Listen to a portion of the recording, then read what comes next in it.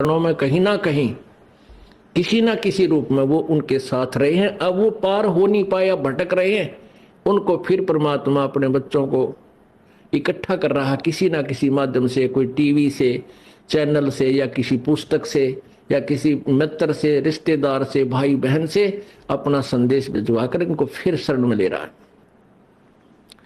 तो ऐसी प्यारी आत्मा जो परमात्मा के बच्चे यहां आते हैं और इनके लिए जो सेवा होती है, ये धर्म यज्ञ है। इस धर्म यज्ञ में आपका पैसा लगता है, इससे आपको पुण्य होता है, और जो पैसा आपका किराए में लगा वो भी आपका पुण्य के अंदर लगा। अब पुण्यात्माओं, जैसे जो अनजान व्यक्ति हैं जिनको इस मार्ग का पता नहीं, वो मंगलवार को 100 रुपये का प्रसाद बांटनी है, वो तो वहीं तक सीमित है। हम भी ऐसे ही थे जब तक ज्ञान नहीं था। मंगलवार के दिन 100 रुपये का प्रसाद बांटा करते, घने उमंग भर जाती तो 5.25 का बांट देते, बहुत खुशी होती। तो ना तो उसने बहुत गुणा पुण्य मान लेते थे। अब परमात्मा कहते हैं, जिन हर जैसा सुमरिया बैता को तैसा लाभे, ओसा प्यास न भागे ही जब लग दसे नहीं आबे। कहते हैं जिसने जैसा भगवान की भक्ति सेवा दान किया उसको उतना ही लाभ मिलेगा। ओस चाटन ते प्यास नहीं बुझ सकती, वो तो गिलास पीना पड़ेगा गट गट गट जब प्यास बुझेगी। तो ये जो स्वाप का प्रसाद 100 रुपया पल्ले बांध लिया माता का, हमारे नहीं हो जा, और ये छोटे मोटे जो दान हम करा करते, ये तो ओस चाटन वाली बात थी। और अब यहां आपने गिलास के गिलास पीने पड़ेंगे, और देगा वही परमात्मा। अब देखना खेल मालिक का भगवान क्या किया करता है। अभी तक हम परमात्मा से सुख लेने के लिए पहाड़ों पर चढ़ गए, बर्फों पर चल पड़े, बालक वहां मिलेगा उस मंदिर में, हम चले गए वहां मिलेगा, वहां पहुंच गए, कोई संत मिला उसके पास जाने की चेष्टा की, लेकिन वो चीज नहीं मिली। अब आपको वो वस्तु मिलेगी जिसकी गुण गाया करते थे, जिसकी आपको चाह थी, तड़फ थी, और जिसके विषय में सदग्रंथ संकेत किया करते थे। भगवान ऐसा करता है, भगवान कोढ़ी को स्वस्थ कर देता है, अंधे को आंख दे सकता है, बांझ को पुत्र दे देता है, निर्धन को धनी बना दे, कंगाल को राजा बना दे, और हर तरह के सुख भगवान ही दिया करता है। तो वो परमात्मा आपको अब मिलेगा, वो ही आपको सुख मिलेंगे जो भगवान दिया करता है। क्या बताते हैं, पर्वत पर्वत में फिरा भाई कारण अपने राम, फिर राम जैसे संत मिले जिन सारे सब काम। परमात्मा की चाह में अपने संकट निवारण के लिए पर्वत पर्वत घूमा फिरा, कहीं भगवान मिल जावे, और ऐसे संत मिल गए जहां मेरे वो भगवान जो काम करता है और वो काम वहां हो गए हमारे। तो कहते राम जैसे संत मिला जिन सारे सब काम। तो पुण्यात्मा, यहां आपको वो सुख होंगे आप सोच नहीं सकते, क्योंकि हम भगवान इतनी तो समझते हैं कि भगवान हमें सर्व सुख दे सकता है, लेकिन वो हो कहीं से नहीं रहे थे।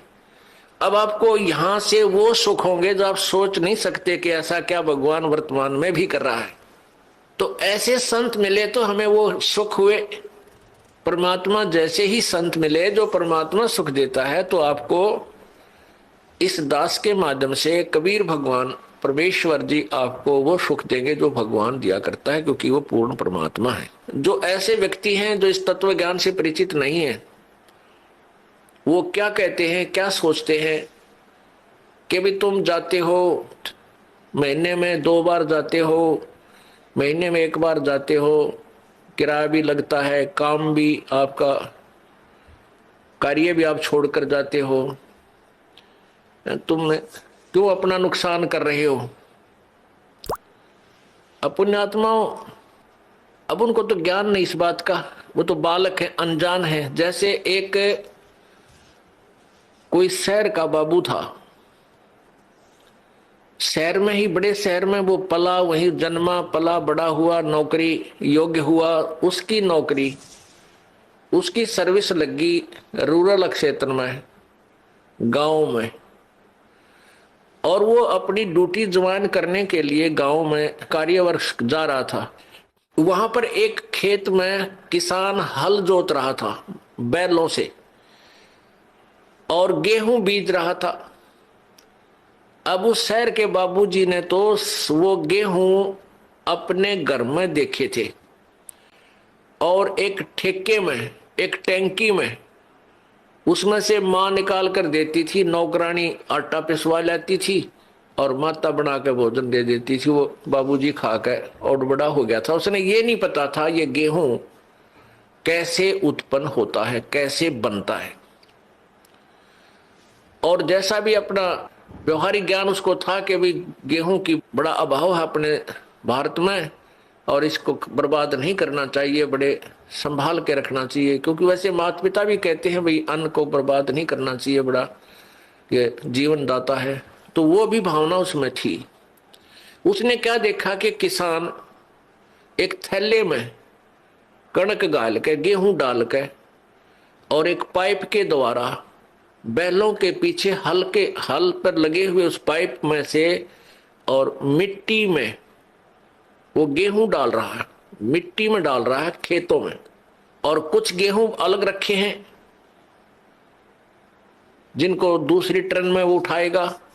तो उसने देखा कि भाई ये आदमी के क्या मिट्टी में क्या डाल रहा है। उसने देखा गेहूं रखे हैं, ये गेहूं ही बीज रहा है। तो उस किसान से कि मुट्ठी से भी उसने देखा गेहूं डालता है, उसको पक्का हो गया कि ये आदमी मूर्ख है जो ऐसी बढ़िया वस्तु, खाने की वस्तु, अन्न गेहूं को और मिट्टी में डालने लग रहा। अच्छा पागल। अब उसको उस बाबूजी ने कहा उस गेहूं बीजने वाले हाली से, किसान से, कि भैया एक बार रोकना। अब किसान ने सोचा भाई शहर का आदमी दिखा है, कोई रास्ता पूछता होगा। उसने बैल खड़े कर दिए, रोक दिया हाल। हाँ बाबूजी बताओ क्या काम है। तो बाबूजी ने बोला अरे तू मूर्ख है क्या। वो शहर वाला बाबू बोला अरे किसान तू पागल है क्या, इस गेहूं को बर्बाद कर रहा है, ये तो बहुत संभाल के रखने का है। ला गया लेक्चर देने जिसा उसने बेरा था बॉडी पीरियड ने। अब वो किसान ने सोचा यो कितना है क्या बंदर, इसने यो मन ने मुझे शिक्षा देने लग रहा है उल्लू। वो समझ गया कि उन्हें बोतलू है कह लेने देश ने सारी। वो जब सब अपनी शिक्षा दे चुका, जब पहले उसकी मूर्खता उसको पता लग गया कि भाई इसने पता ही नहीं होगा इस प्रोसीजर का, तब उस किसान ने उसको समझाया कि भगत जी बात सुन, मैं गेहूं को बर्बाद नहीं कर रहा, ये बर्बाद जो मैं करता हुआ नजर आ रहा हूं ये मुझे आबाद करेगा। ये गेहूं देख, 1 एकड़ में 40 किलो डालूंगा, 40 किलोग्राम, और एक ट्रैक्टर की ट्राली भर के ले जाऊंगा, इतना इसमें धन होगा मुझे। यानी 40 किलो डालूंगा 1 मन, तो मुझे 60-65 मन गेहूं यहां से मिलेंगे। अब वो बता रहा था लेकिन उसको समझ में पल्ला नहीं पड़ रहा। बाबूजी के हक में कैसे मानू भाई, अच्छा मूर्ख है, मिट्टी में बर्बाद कर रहा है, कहता गेहूं 65 मन होंगे 1 मन के। किसान ने कहा कि आप 4-5 महीने के बाद आना, अप्रैल में, और फिर दिखाऊंगा तुझे ये मैं बर्बाद कर रहा हूं, ये मुझे आबाद करेंगे। अब वो चला गया। वो फिर आया इसी प्रकार अप्रैल के महीने में। उसने देखा, किसान ने उसको दिखाया कि 1 कनक का दाना डाला था और कम से कम 10-12 ये गुच्छा बन गया देख नीचे से, और प्रत्येक पौधे के ऊपर 1-1 बाली आई है, एक बाली में 30-40 दाने हैं। उसने ऐसे करके वो दिखा, देख बाबूजी। तब उसकी चौंध टूटी, भाई आप ठीक कह रहे थे। तो पुण्यात्माओं, जो आज आप दान कर रहे हो, किसी प्रकार यहां भगवान के दरबार में आने का आपका किराया तक भी आपके पुण्य में लिखा जाएगा। और जो अनजान है वो तो ऐसा समझ लो जिसने कभी देखा ना हो गेहूं उत्पन्न कैसे होते हैं, उस 4 मन गेहूं को ही चिपटा बैठा रहा, उसी को सुरक्षित रखे, आगे कहां से मिलेंगे उसको। तो आप जो पुण्य कर रहे हो, ये दान कर रहे हो, यही आपको आबाद करेगा। कहते हैं देते को हर देते है जहां तहां से आने, नहीं दिया फिर मांगते, फिर यो साहिब सुने ना कान। जिन्होंने देखो आज एक तो इतना गरीब है, फाइनेंशियली इतनी वित्तीय हालत उसकी कमजोर है कि रिक्शा चला रहा है, एक ऐसा है मजदूरी कर रहा है, एक रिक्शा चला रहा है, एक उसके अंदर विराजमान है, बैठा है, दोनों ही मनुष्य। तो पुण्यात्माओं, एक गाड़ी चला रहा है ड्राइवर, एक मालिक उसमें बैठा है और गाड़ी भी मालिक की है। तो इतना भेद यूं क्यों हो गया? क्योंकि पिछले जन्म जन्मांतरों की जैसी भी जिनकी भक्ति शक्ति है, जितना भी जिन्होंने पुण्य किया हुआ है, वो आज आपको जो का त्यों दे रखा है। IPO season is here. Explore all open and upcoming IPOs on Group. जिन्होंने पीछे कोई पुण्य किया नहीं, वो आज कंगाल है और एक एक पैसे को मांगते फिर रहे हैं। अब कोई नहीं सुना है, अब देते को हर देत है। जिन्होंने दान किया उनके ठाट ठाट कर रखे हैं। छोटा सा बच्चा बिजनेस में लग जाता है और चारों तरफ से उसके पूरी प्रोग्रेस हो जाती है, विकास होता है, क्योंकि उसने पिछले जन्म में पुण्य कर रखे, वो भगवान दे ही देगा, उसमें टोटा होने ना दे उसके। तो इस प्रकार अब आप जो दान करोगे, प्रथम तो आप इस बात से परिचित हो जाओगे कि अब जो दान करोगे उसका बेनिफिट केवल अगले जन्म में लेने की चाह मत रखना।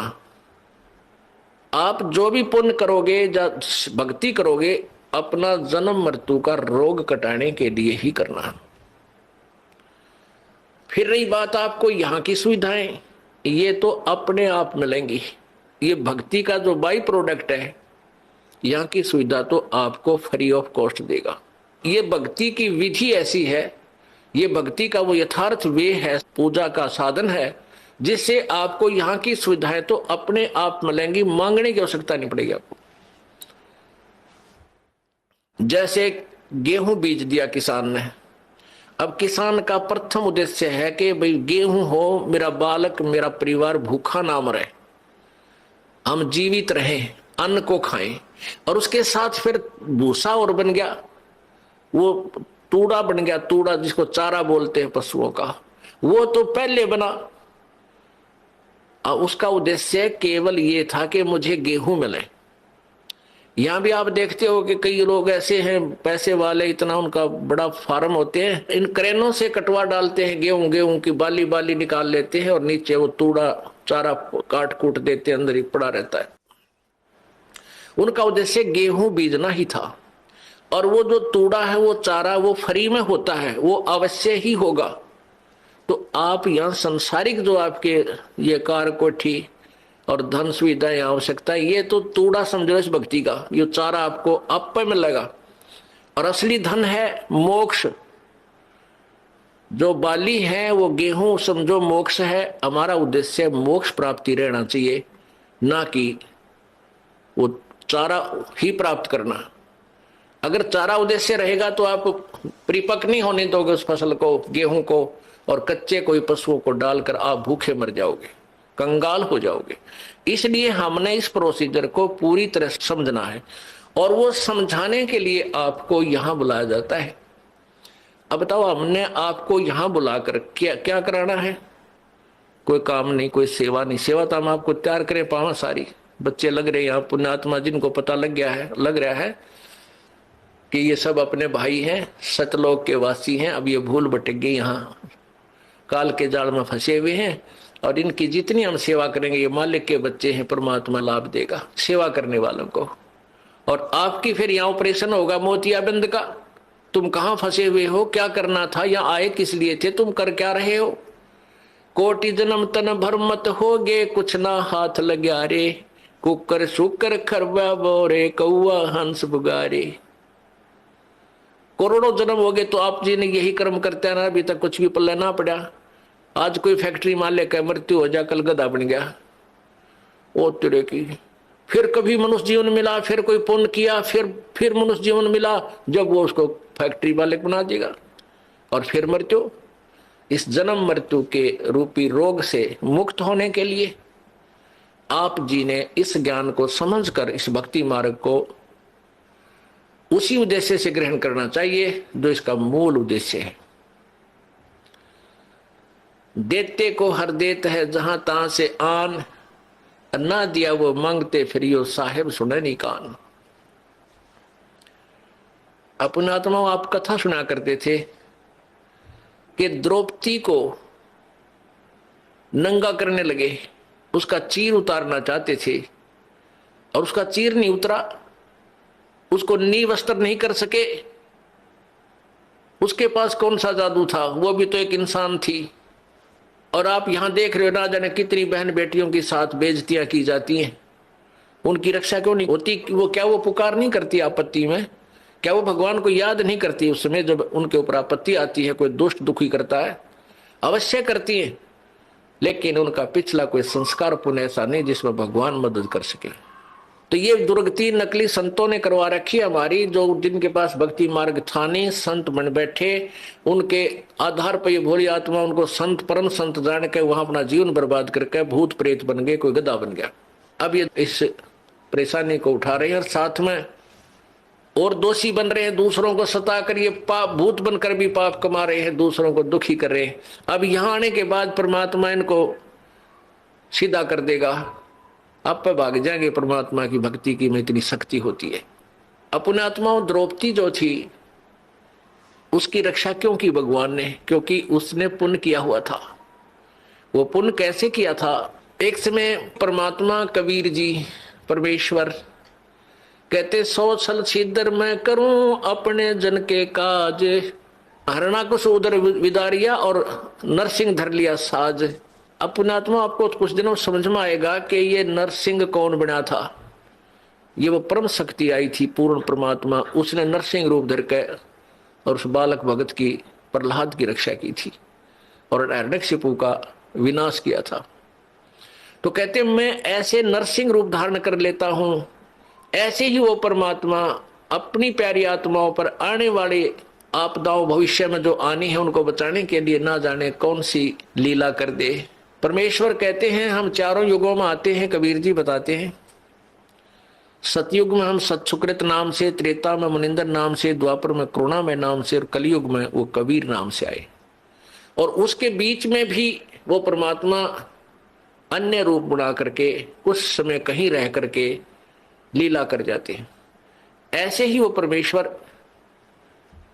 अब हम यहां आपको उसी दृष्टिकोण से बताएंगे। परमेश्वर एक संत की लीला कर रहे थे और वो संत आंखों से अंधा था। उसके पास केवल एक लंगोट था, कोपीन थी। गंगा पर स्नान करने के लिए गंगा में प्रवेश कर लिया। अब सुबह का समय था, मुंह अंधेरा था। मान लीजिए आपकी दवाई का बिल 6,000 रुपये आता है। अब वो सिर्फ उसमें जाकर के गंगा में स्नान करने लगा। उसी समय द्रौपदी अपने पिता के घर पर थी, वो कंवारी थी, उसकी शादी नहीं हुई थी। सहेलियों के साथ स्नान करने के लिए गंगा पर जाती थी। गंगा के किनारे उसके पिताजी ने एक जनाना घाट बना रखा था, यानी वहां एक स्नान गृह बना रखा था लड़कियों के नहाने का। तो द्रौपदी की सहेलियां और द्रौपदी वहां स्नान करने प्रतिदिन जाया करती थी। अब जो ही वो लड़कियां स्नान करने के लिए गई तो लड़कियां की आवाजें एक दूसरे से बातें करती हुई चलती हैं, दूर तक पता चल जाता है लड़कियां जा रही हैं। तो उस संत ने सोचा कि भाई लड़कियां स्नान करने के लिए यहां आ रही हैं और यहां अवश्य कोई घाट है और तू तो गलत जगह आ गया, जनाना घाट के पास आकर तू स्नान करने लग गया। इस शर्म के मारे उसके तन पर केवल एक कोपीन थी, पर्दे पर लंगोट था ओनली। इस शर्म के मारे वो दरिया में गहरा चला गया और छाती पानी में, इतने पानी में अंदर प्रवेश कर गया। अब द्रौपदी ने देखा कि साधु संत स्नान कर रहा है, साधु भक्त और पुण्यात्माओं, भगत के अंदर एक विशेष प्रेरणा होती है, क्योंकि हमें पता है कि परमात्मा न जाने किस रूप में कहां दर्शन दे दे। तो पुण्यात्मा के अंदर संत की वेशभूषा में परमात्मा दिखाई दे जाता है। वो सोच लेता है साधु है, भक्त है, भगवान की चर्चा करता है, इसके पास बैठ कर कुछ देर भगवान की चर्चा करेंगे। तो द्रौपदी ने इस दृष्टिकोण से देखा कि साधु मिल गया सुबह सुबह और इसे भगवान की चर्चा करेंगी। उसने देखा कि स्नान कर रहा है, हम भी स्नान कर लेती हैं। कहते हैं साधु दर्शन राम का मुख पर बसे सुहाग, और दर्श उन्हीं को होते हैं जिनके पूर्ण भाग।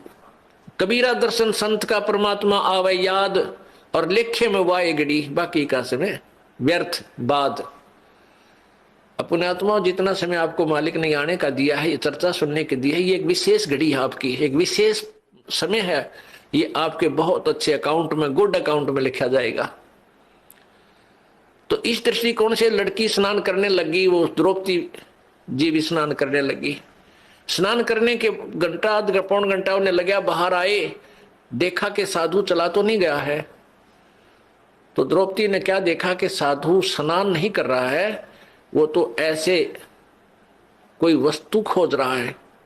फिर उसने देखा ध्यान से कि इस महात्मा की तो बाहर पटड़ी पर कोई वस्त्र नहीं है, और लगता है इसकी कोपिन पर्दे का कपड़ा इसका बह गया।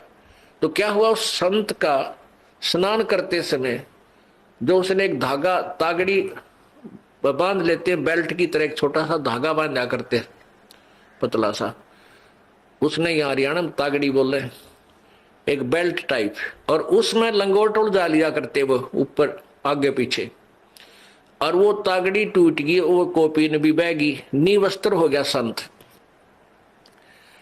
अब वो पहले इतने जल में था तो फिर इतने पानी में चला गया और हाथ मार रहा है कि हो सकता है ये लड़कियां नहावे, कोई इनका कपड़ा बह आ जावे, अपना पर्दे पर बांध के मैं बाहर चला जाऊं, आज तो बड़ी मुश्किल हुई। अब वो सोच रहा था, ऐसा हाथ मार रहा था कि शायद कोई हाथ लग जावे, ऐसे ऐसे कर रहा था। अब लड़की ने देखा कि नहा नहीं रहा है, तो क्या बात है, ऐसे ऐसे हाथ कर रहा है, ऐसे ऐसे। तो देख लिया आपने विचार करके कि इसका तो कोई कपड़ा निवस्त्र है ये, और कपड़ा इसका खो गया। तो लड़की ने, द्रौपदी ने अपनी साड़ी, एक तो स्नान करने बांध के गई थी वो उसमें से नहीं दिया,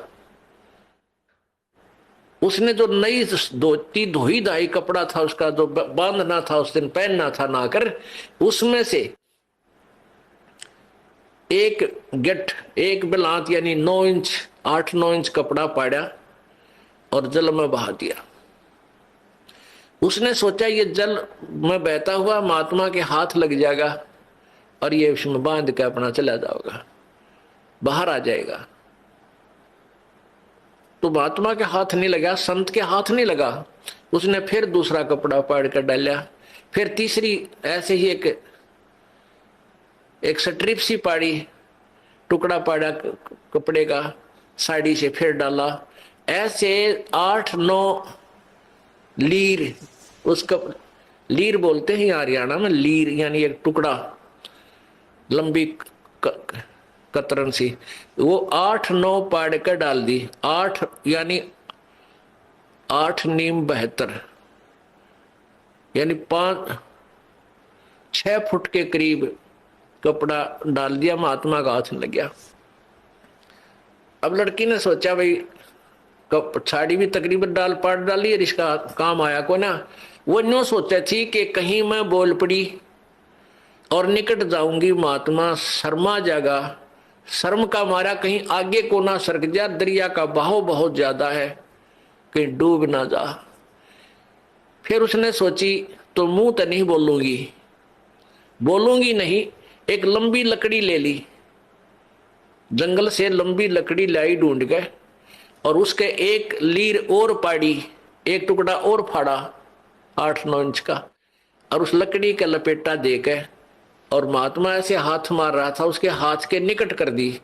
जो ही उसके हाथ लगा लड़की और महात्मा का, संत का, एकदम उसने पकड़ा देखा, अको हो तो बड़ा साइज का कपड़ा मिला है। ओहो, हे भगवान, हे परमात्मा, जब आशीर्वाद दिया कि हे प्रभु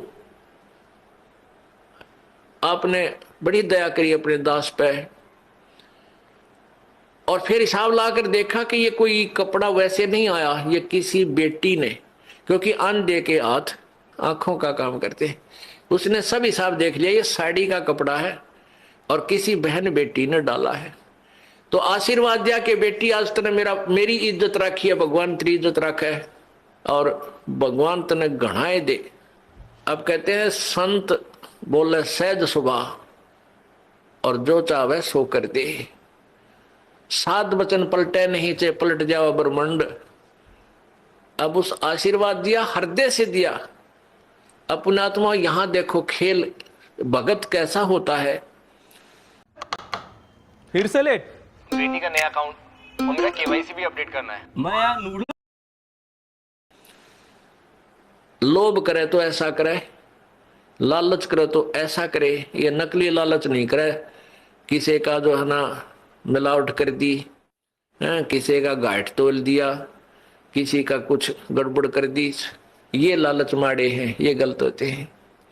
लोभ करे लालच करे तो ये करे कि वहां लड़की ने देखो, द्रौपदी राजा की लड़की थी और नौकरानियां और सहेली छोटे घरों की होती थी, न जाने कितनी उनके साथ थी। और वो एक बांदी को कहती कि तू अपनी साड़ी में तो फाड़ के टुकड़ा डाल दे, तो तुरंत डाल देती। पता था कि राजा की लड़की मुझे इससे भी सुंदर साड़ी लाकर नई दे देगी, और राजा की लड़की का आदेश मोड़े कौन नहीं, उसको उल्लंघन नहीं हो सकता। लेकिन वहां उसने देखा कि यदि मैं अपनी साड़ी आज मैं दान करूंगी मुझे मिलेगा, और बांदी करेगी तो बांदी को मिलेगा। इतनी गलती मैं क्यों करूं, अपनी मजदूरी इसको दूं। तो यहां भगत को इस दृष्टिकोण से भी बहुत सोचना होता है। अपना लालच लोभ अब इस टाइप का करे, यहाँ के धन जोड़न का लोभ आपका विनाशक होता है, और लूटन का नहीं करे, लूटने का करे परमात्मा के नाम पे। फिर देखना, अब वहां तो वो अपने घर चलेगी, संत चले गए, द्रौपदी का ब्याह हो गया। विवाह होने के बाद फिर राजा युधिष्ठिर ने एक महल बनाया शिष्य का। द्रौपदी पांचों पांडवों की साजली पत्नी मां के आशीर्वाद से होगी। उधर से दुर्योधन जो था वो धृतराष्ट्र का पुत्र था, और युधिष्ठिर अर्जुन हर का चचेरा भाई था, यानी ताऊ का लड़के थे। अब धृतराष्ट्र अंधा था, पांडव उनका पिता जो था युधिष्ठिर हर का वो अंधा नहीं था, तो उसको बड़े भाई को वैसे राज, बड़े बेटे को राज मिलता है, धृतराष्ट्र को राज नहीं मिला था इस कारण से, अंधा होने के कारण। इसलिए युधिष्ठिर के पिताजी को राज्य प्राप्त हुआ था। उधर से दुर्योधन ईर्षा रखता था कि ये राज हमें क्यों नहीं मिला। उधर क्या हुआ कि जब इन पांडवों ने, अर्जुन होर ने एक महल बनाया शीशे का, काफी शीशा लगा हुआ था, वो अधिकतर उसमें आर पार पारदर्शक। और एक दिन दुर्योधन उसमें चला गया महल में, द्रौपदी वहां पर थी। उसने देखा कि दुर्योधन की टक्कर लगी, शीशा दिखा को नहीं, टक्कर लगी तो एकदम वो ऐसे गिरता हुआ मुश्किल से बचा। और द्रौपदी ने हंस के मजाक करते हैं जैसे अपने छोटे पति के छोटे भाई से यानी देवर से मजाक कर दिया, कहा कि अंधों की संतान अंधी ही होती है। अब उसने कहा था एक हंसी मजाक में, और वो मान गया दुख गणा। इस बात को सुनकर उसकी तनमन में आग लग गई और उसका प्रतिशोध लेने की सोचने लग गया। तो क्या किया उन्होंने, जुए में युधिष्ठिर को खिलाया और जुए में सारा राज भी जीत लिया, और द्रौपदी को भी दांव पर लगा दिया युधिष्ठिर ने, और द्रौपदी भी जीत ली। अपने आत्माओं आम जिन के गुण गावें, इस महाभारत ने पढ़कर हम राजी हुआ करते, प्रसन्न होते थे, हमें कोई पुण्य मिलेगा। इनकी कहानी पढ़कर देखा तो हे भगवान, बता ऐसा भी कोई निकम्मा होगा अपनी पत्नी ने जुए पर ला दे? इनके सारे इतिहास इतने बेकार और हम इन न पढ़ा करते, इनसे हम क्या शिक्षा लेते? आगे देखना क्या होगा इनका, इस कथा के अंदर आपको बहुत निष्कर्ष मिलेगा। अब उधर से एक नौकरानी भागी आई दौड़ी दौड़ी। दुर्योधन ने कहा कि जाओ लाओ उस अर्जुन की पत्नी को यहां बैठाओ, मेरी जांग पे लाके नंगी करके। देख कितनी बेहुदी बात, और भरी सभा में। अब ये बात सुनकर वह नौकरानी भागी आई कि किसके पास? द्रौपदी के पास, और कहा द्रौपदी आज तो बात बिगड़ गई, आपको जुए में जीत लिया कौरवों ने और आपको वहां पर नंगा करेंगे। दुर्योधन कह रहा है कि उसने मुझे अंधे की संतान कहा था और हम अंधे की संतान हैं, हमें कुछ दिखाई नहीं देता, वो उसको शर्म क्या आएगी, उसको नंगा करो मेरे सामने, हम तो अंधे हैं। अब द्रौपदी का यह बात जची नहीं कि ऐसे कैसे हो सकता है। उस नौकरानी से द्रौपदी ने पूछा वहां और कौन बैठे हैं?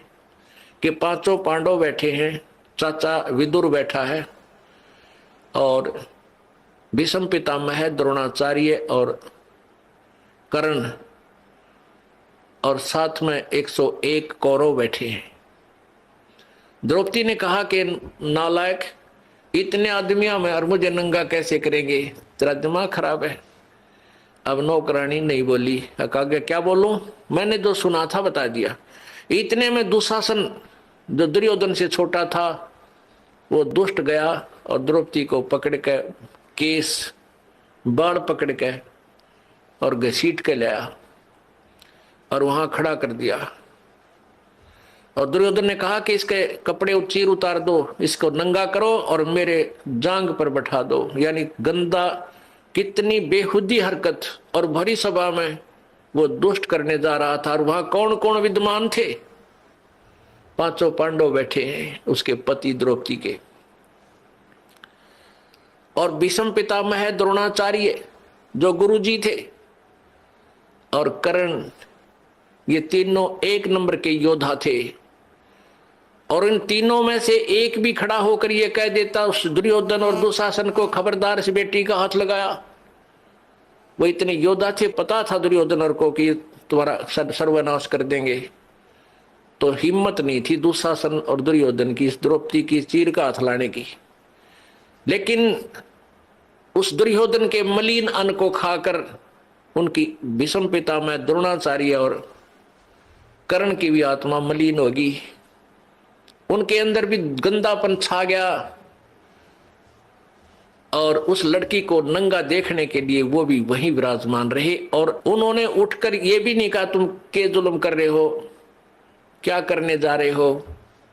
इंतजार करते रहे, बैठे हैं कि कब नंगा हो, कब नंगी होगी। तो उनमें के मलिनता होगी। सोच लेना पुण्यात्माओं, जिनको हम बड़े बहादुर और बड़े नेक व्यक्ति मानते थे, उस पूरी सभा में जब उसने देखा अपने पांचों पांडवों की तरफ, पांचों पांडवों की ओर देखा कि ये अभी इन कौरवों को सीधा कर देंगे, मेरी बेइज्जती को नहीं देख सकते। लेकिन वो बंध चुके थे, वो उसको दांव पर लगा चुके थे, वो मर्यादा में बंद कर बैठ गए थे। उन्होंने भी ऊपर को नहीं देखा। जब द्रौपदी ने पुकारा मेरी रक्षा करो, पांचों पांडव नीचे जमीन पर ऐसे गर्दन करके और ऐसे जमीन खोदने लगे। फिर भीष्म पितामह द्रोणाचार्य और कर्ण से पुकारा कि मेरी रक्षा करो। वो तीनों ने भी कोई उत्तर नहीं दिया, कोई रिस्पॉन्स नहीं दिया। केवल एक विदुर था जो भक्ति बीज था, जो एक पुण्य आत्मा था। वो खड़ा हुआ और दुशासन से कहा कि दुशासन, अरे दुर्योधन, तुम किसकी बेइज्जती कर रहे हो? अपने ही परिवार की। अरे पांडवों की बहू और कौरवों की बहू में क्या अंतर है? दुनिया के कहेगी अपनी इज्जत आप पे उतार रहे हो। तुमने कुछ शर्म आनी चाहिए, कुछ लज्जा करो। Get skincare products at up to 35% off on your first order. Download Misho now. तो दुर्योधन ने कहा दुशासन, इसका दर्द दो दड़ाक, यो तो भाई सदा पांडवों की तरफ बोलता है, ये चाचा नहीं दुश्मन है, ये इन्हीं का चमचा है, इन्हीं की ओर बोलता है। अब दुशासन ने अपने चाचा के थप्पड़ मारा और कहा कि तू तो इन्हीं की ओर बोलता हमेशा, हमारा तूने कभी पक्ष नहीं लिया। तो विदुर जी वहां से उठकर चल पड़े। पुण्यात्माओं, जो भगवान से डरने वाले इंसान होते हैं वो न तो अत्याचार देख सकते और ना सहन कर सकते हैं। अब उसने देखा कि यहां तेरी बात नहीं चली, कहनी थी वह कह दी। पंचायत में जो पुण्यात्मा भगवान से डरने वाले हों उन पंचायतियों ने स्पष्ट बात कह देनी चाहिए, इसको मानना चाहिए मत मानना, नहीं तो वो दोषी हो जाते हैं। तो विदुर ने अपने जो कहना था वो कह दिया कि ये गलत कर रही हो, तुमने ऐसा नहीं करना चाहिए। तो उसमें विदुर को उन्होंने थप्पड़ मार दिया, लज्जित किया, विदुर उठकर चला गया। अब क्या बताते हैं, विदुर कहे ये बंधु थारा, एक कुल एक परिवारा। विदुर के मुख पर लगा थपेड़ा, तू तो है पांडवों का चेहरा, तू तो है बांदी का जाया। भीष्म, द्रोण और कर्ण मुस्काया। अपने आत्मा इनके इतिहास देखना, जिनको हम बड़े महान आत्मा समझ कहा करते, भीष्म दादा भीष्म। अब जब उसने थप्पड़ मारा दुशासन ने अपने चाचा का, ने बोला तो बांदी का जाया है, बांदी का जाम है, तेरे अंदर तो ये हीन भावना ही रहेगी, तो सूरवीर थोड़ा ही है। तो उस बात के ऊपर वो तीनों हंसने लगे। कौन? भीष्म पितामह, द्रोणाचार्य और कर्ण। जबकि उन्हें खड़ा होकर कह देना चाहिए था, बेशरम तेरे शर्म ने अपने चाचा पर हाथ उठा दिया, अपने बाप का मार दिया, तेरे चाचा का मार दिया, तो ये सोच। लेकिन वहां दांदरे का डर लाए, दायतरे का है और उन्हें धमकाना चाहिए था अपने उस बच्चे को। तो पुण्यात्मा, इस काल के जाल को ऐसे समझा जाएगा। अब वो तीनों हंसने लगे। जब द्रौपदी ने देखा कि ये दांदरे काट रहे हैं, ये किसकी मदद करेंगे तेरी, जब उसने प्रार्थना भी करी मेरी रक्षा करो, नीचे को गर्दन कर ली और बैठे रहे। अगर भीष्म पितामह, द्रोणाचार्य, कर्ण के मन में दोष नहीं होता, उठकर चले जाते। और उधर से दुशासन चीर पकड़ कर उसको नंगी करने के लिए तैयार है और वो बैठे हैं वहां पर। तो पुण्यात्माओं, जैसे हम संसारिक लोगों का सहारा जब तक लेते हैं, वो सहारा पूर्ण नहीं होता, कच्चा होता है। जैसे हम किसी अच्छा रिश्तेदार है, पैसे वाला है, हम उसको अपना मानकर काख पीटते हैं, भाई हमारा रिश्तेदार बड़ा साहूकार है। उस साहूकार रिश्तेदार पर 20,000 रुपये ले आओ एक बार उधारे, और वो दो वर्ष मत देना, और फिर जाना उससे मांगने, जा अपने चाह ने भी टोक लेते हैं, नुका पैसे दे मेरे पहले वाले। अब वही पता लग लेगा कि और उधारे दिए वो तो, और ऐसा इतना जता देगा, उठाया जाना रखा जा। और दूसरे मान लिया आप किसी मंत्री, मुख्यमंत्री, प्रधानमंत्री की आड़ में, अन्यों सोच लो हम तो बहुत कुछ प्राप्त कर लिया, कल ना उसकी टिकट कट जाए, मृत्यु हो जा, या वो पद पर ना रहे, फिर क्या, ये सहारा कहाँ गया? तो हमने वो एक ही सहारा चाहिए जो मालिक का स्थायी है, जो कभी हमारा साथ नहीं छोड़ सकता।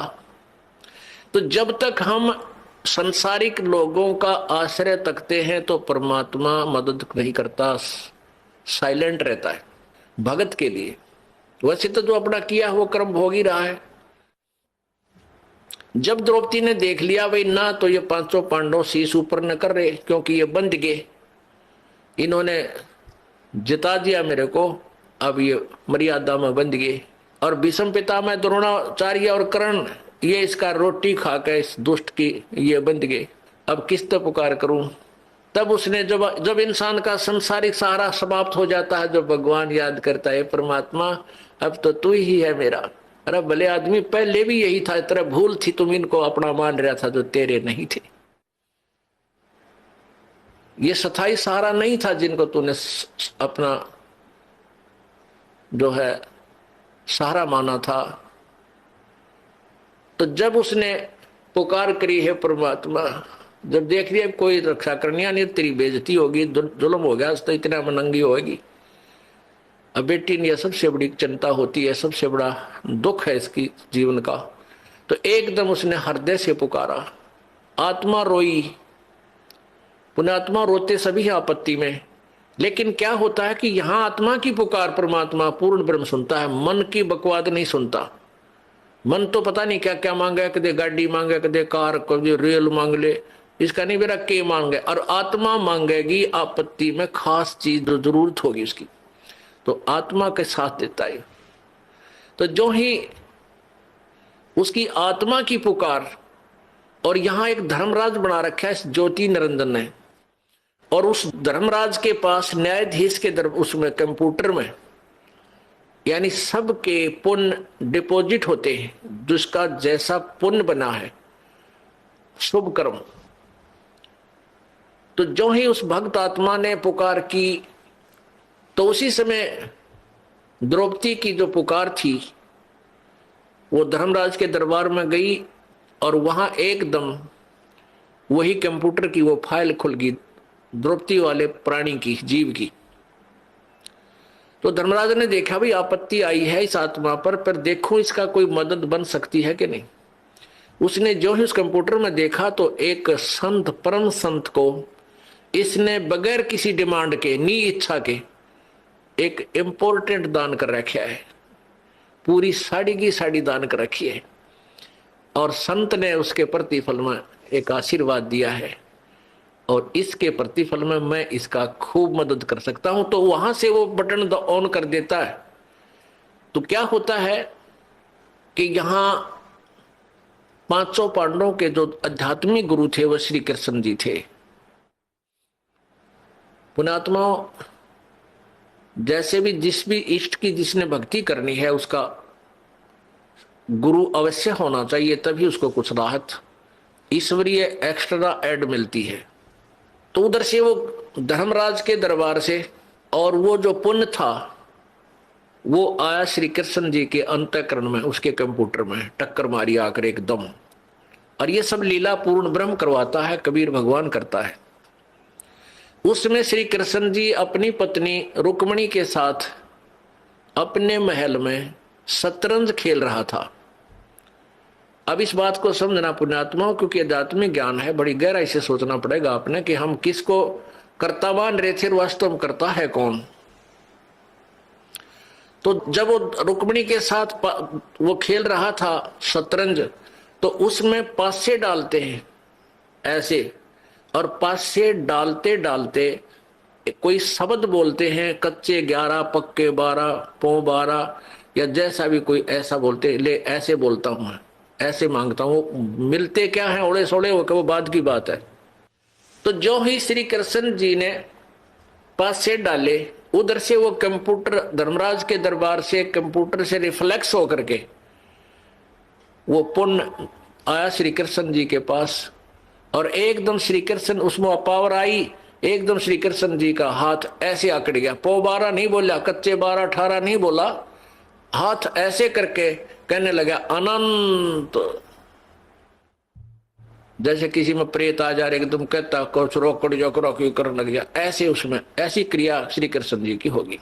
तो रुक्मणी ने हाथ पकड़ा और हंसने लगी, कहने लगी ये अनंत क्या है, ये कहते 11 बोल के 12 बोलने थे, ये अनंत क्यों कहा। तो वहां श्री कृष्ण जी ने के अंदर वो चेतना दी काल परमात्मा ने।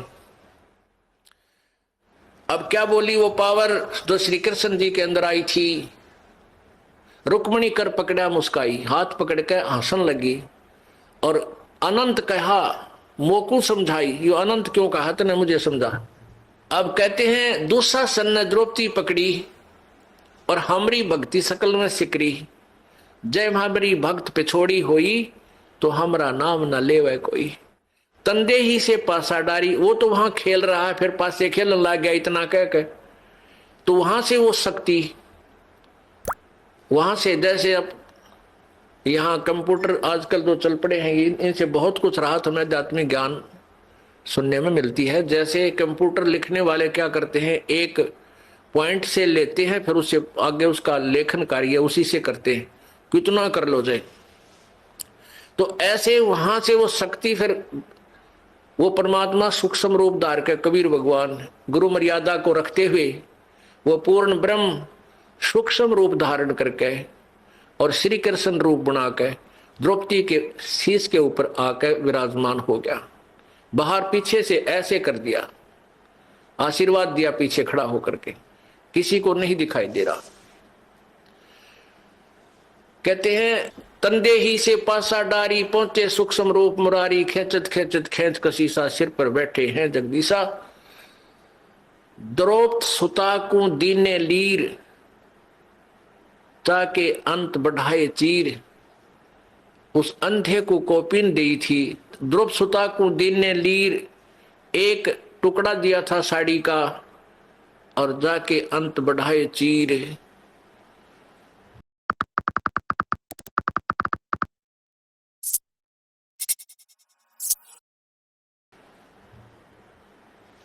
अब खेचत खेचत खेच कसीसा, सिर पर बैठे हैं जगदीशा। द्रौपद सुता के चीर बढ़ाए, संख असंख्यो पार नहीं पाए।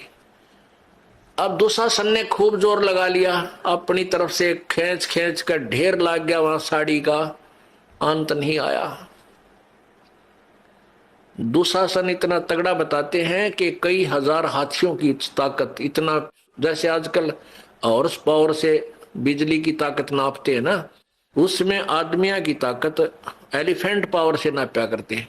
तो 1000 एलिफेंट पावर का था वो दुशासन। और द्रौपदी एक कोमल सी बेटी, भक्ति की शक्ति के सामने वो राक्षस फीका पड़ गया।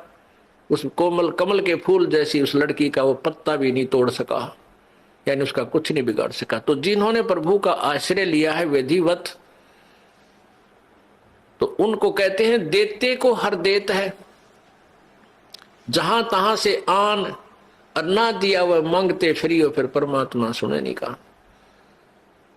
तो पुण्यात्मा, अब जैसा भी आप पुण्य धर्म करते हो वो आपके गुड अकाउंट में लिखा जाता है। जब तक आप परम संत पूर्ण परमात्मा की शरण में नहीं आते, तब तक आपके जो पुण्य डिपॉजिट भी होते हैं वो भी काल यहीं बर्बाद करवा देता है। आज जैसे द्रौपदी के ऊपर यह तो आपत्ति टल गई, और फिर केवरानमटी हुई, हिमालय में जाकर गल गए, राज्य भी गया, कुछ नहीं रहा, फिर नरक में डाल दिए गए। अब हमने यहां केवल इतना ही लेना है कि आप यहां परमात्मा के चरणों में आए हो,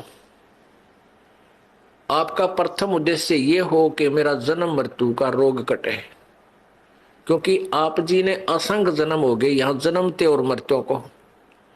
कभी राजा भी रहे, कभी आप रानी भी रहे, और फिर भिखारी बनकर भी घूमते रहे।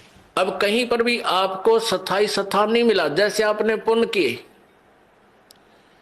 किए तो आप स्वर्ग चले गए। स्वर्ग क्या है? ये एक होटल है, एक रेस्टोरेंट है। जैसे कुल्लू और मनाली, शिमला, गर्मियों के दिनों में साहूकार लोग 10-20 हजार 50 हजार रुपये ले जाते हैं, और 1 महीना 2 महीने वहां होटल में कमरा किराए पर लेकर और वहां रहते हैं, ठाठ करते हैं, घूमते हैं, फिरते हैं। बड़ी ठंडा मौसम होता है, हिली स्टेशन है, और लेकिन वो पैसे जेब से उन्हीं के लग रहे हैं, होटल का किराया, खाने का खर्चा।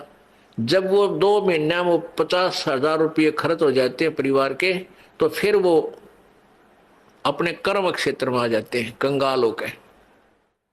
और फिर अगले सीजन में क्या पता सूत बैठे 50 हजार सेविंग हो उनका ना हो। तो इस प्रकार जब आप यहाँ कोई साधना करते हो, जब तक ये सच साधना आपको नहीं मिली, अपने पुण्य के आधार से स्वर्ग चले गए। उस स्वर्ग में आपको देव बना दिया, देवता, या कोई और पद दे दिया, या वैसे कॉमन स्वर्ग में आप ठाठ करो, लेकिन वो पुण्य आपके ही समाप्त हो रहे हैं।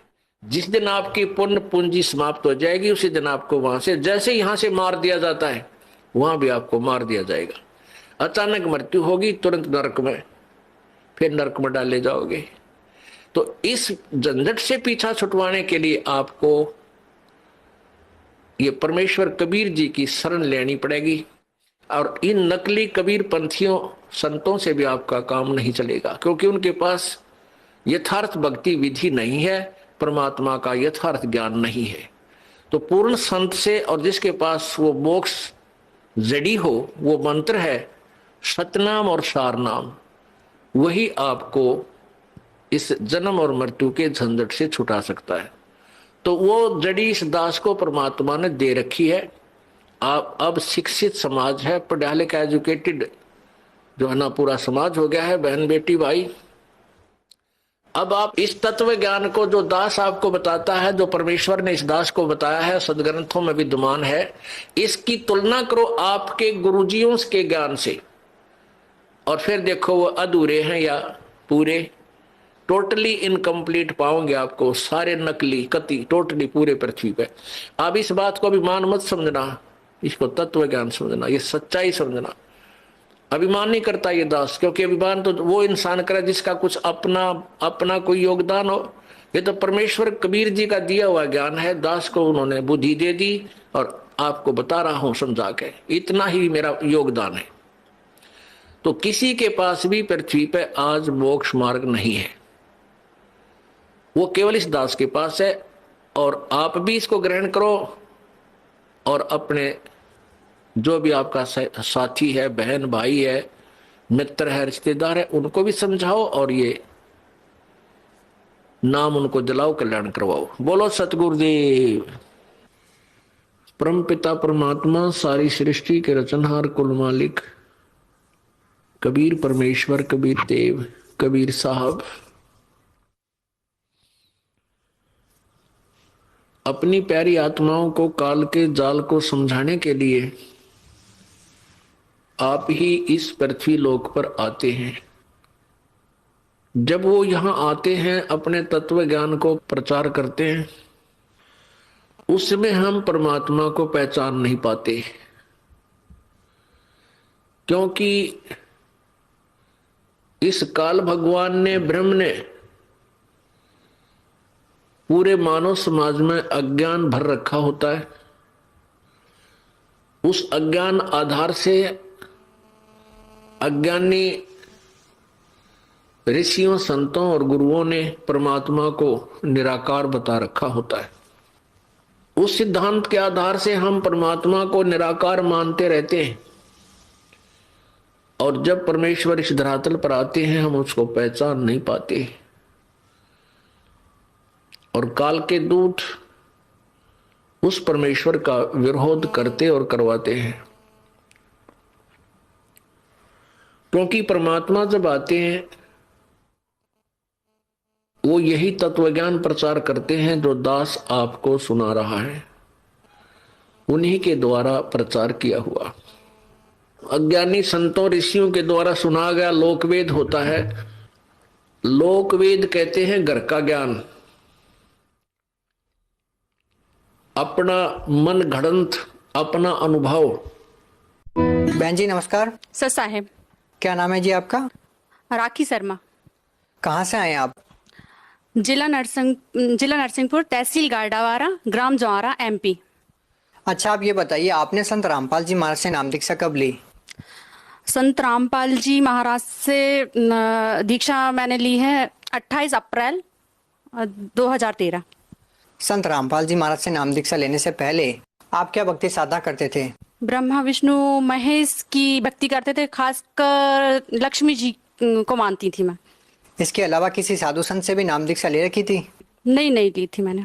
अच्छा, आप एक बात बताइए, आप MP में रहते हैं, संत रामपाल जी महाराज से नाम दीक्षा कैसे लिया आपने? सर मैंने अपने पति के कहने पे संत रामपाल जी महाराज से नामदान लिया था। आप संत रामपाल जी महाराज के सतलोक आश्रम बरवाला में पहुंचे, आपको कैसा लगा? क्या व्यवस्था थी वहां पर? कैसा आपको अनुभव हुआ संत रामपाल जी महाराज के आश्रम में जब आप पहुंचे? जैसे हम गए तो मतलब सतलोक आश्रम नाम है उसका, वैसे ही सतलोक जैसा हमको लगा। वहाँ छुआछूत नहीं मानते थे किसी भी तरह से, मतलब जाति समाज मतलब वो कुछ नहीं, सब एक साथ रहते थे। सभी लोगों के लिए एक साथ खाना, एक साथ रहना। ये नहीं है कि मतलब ये बड़ा आदमी है तो मतलब उसके लिए कुछ VIP चीज है, ये कुछ भी नहीं। अच्छा, आप ये बात बताइए कि आपके पति क्यों चाहते थे कि संत रामपाल जी महाराज से नाम दीक्षा लें? क्योंकि मैं मतलब मेरा तो दिया परमात्मा का जीवन, संत रामपाल जी महाराज का दिया जीवन है, और मेरे पति मतलब सब जगह मुझे बता चुके थे डॉक्टर, मुझे भूत प्रेत बाधा भी थी, डॉक्टर इलाज भी उन्होंने मतलब पूरा करवा लिया था। उन्हें मतलब कहीं मतलब विश्वास नहीं था, पर उनके लिए ये था कि एक सच्चा ज्ञान क्या होता है, उन्हें वो चीज़ की प्रेरित थी। वो सब चीज़ें हताश होके गए थे और उन्हें विश्वास था कि मैं संत रामपाल जी महाराज जी के पास जाके बिल्कुल ठीक हो जाऊंगी, उनको पूरा विश्वास था। आपके पति ने आपको सब जगह दिखा लिया था, साधु संतों से भी वो मिल चुके थे, उसके बाद भी आपको आराम नहीं मिला। उसके बाद आपको वो संत रामपाल जी महाराज के आश्रम में लेके जाते हैं, आपको नाम दीक्षा दिलाते हैं और वो खुद भी नाम दीक्षा लेते हैं। क्या उसके बाद आपने जो बताया कि आपको भूत प्रेत की बाधा थी, आपको और भी जो बीमारियां थी, क्या वो ठीक हुई? बिल्कुल ठीक हो गई, लौट के वो चीज़ मतलब शरीर में है ही नहीं, वो तकलीफ नहीं है।